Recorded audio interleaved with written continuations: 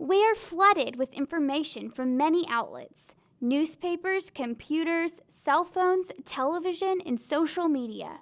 With the different outlets available to us, people are changing the way they get their news. I get most of my news through social media. I get most of my news from traditional media. I would say that I get most of my news from social media outlets. I get the majority of my news from traditional news outlets. Because the internet provides the average person with multiple outlets where they can post their opinions and what they deem to be news, anyone can be a citizen journalist. Citizen journalism overall is a good thing.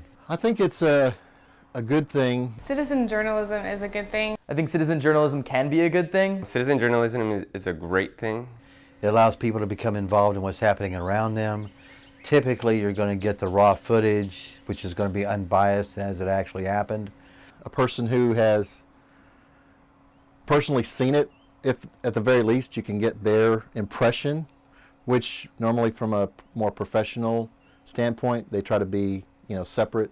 We are able to get information faster. We're able to get information more accurately because we can have multiple accounts of multiple people speaking about what they saw. It's more credible and more descriptive than like traditional media outlets. Traditional media is more credible only because it's been years and years of safeguards around that. There's a whole structure around that, whereas citizen journalism is pretty much, as it happens. It's more spontaneous, and there's no controls over how it's presented. Citizen journalism is more credible because I feel like they won't leave any information out and that they'll not tweak it where I feel like some traditional news journals do. It can both be credible because at the end of the day, people want to be truthful. People don't want to lie to other people. It's just a matter of how they control information. There's little doubt that the number of people getting their news from social media is growing every day. The only question is, will this forum become the new norm? Traditional media, as far as newspaper, people are definitely turning away from traditional newspapers. As far as traditional newscasts, they're still pretty strong. They're trying to get away from traditional news outlets because they see that they're businesses trying to make money, and they might report on things that are less important or less factual to hopefully get views. Traditional way, they probably get more of a mix now than they used to, but still recognize the differences between, the validity or at least the content of the information. I think that most people are turning away from traditional media outlets because everyone's always on the internet, everyone's always on their phones, computers, tablets, whatever, and so I feel like it's easier just to get news from social media outlets. The idea of getting news through social media is extremely common.